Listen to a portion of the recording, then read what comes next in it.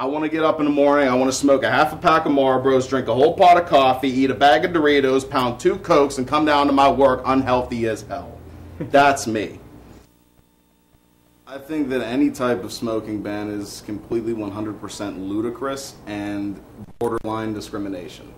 You're singling out a whole group of people. You can open up an establishment and have it completely non-smoking. There's no problem with that. But if I wanted to go and open a restaurant that is 100% completely smoke-friendly, a restaurant that if you are a non-smoker, I don't want you to come in. I can't do that. That's against the law. My family, they're non-smokers. When we go out to eat, we send a non-smoking section. I can deal with it for a couple hours.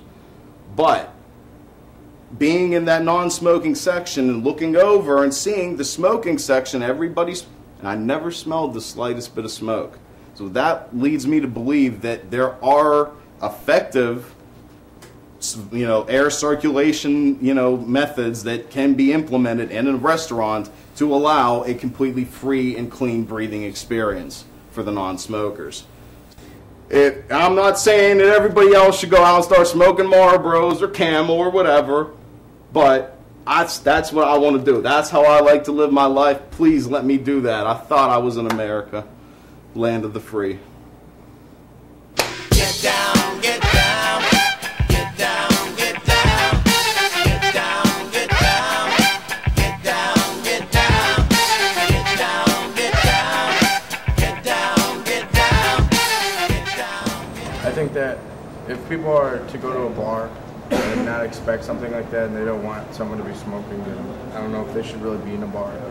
I think it's the owner's choice. They own the establishment. They should be able to choose. I guess for the people who work in a restaurant, they have to deal with that stuff. In a bar, they'd have to deal with people smoking, and so.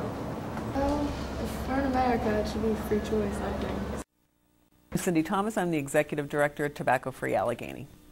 The mission of the organization is to change the social norms around tobacco use. And so the idea is to make it uncommon to use, to see, or to be negatively impacted by either tobacco or tobacco smoke pollution. It's targeted in 3 areas. It's prevention programs for kids, so to prevent kids from starting the habit and the addiction of smoking or tobacco use.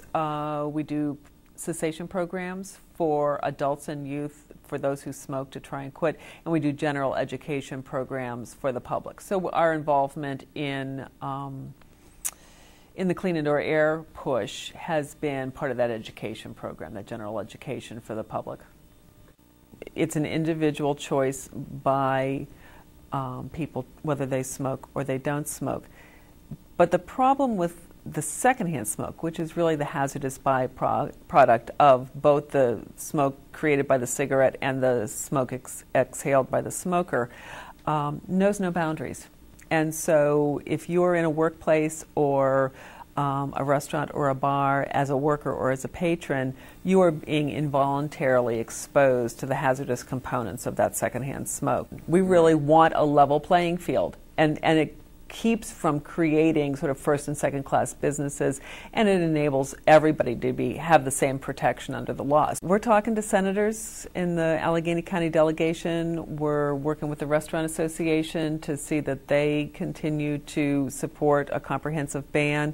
We're encouraging everybody to talk to their elected officials and say this is something that if they believe that this is something that's important, that they speak up.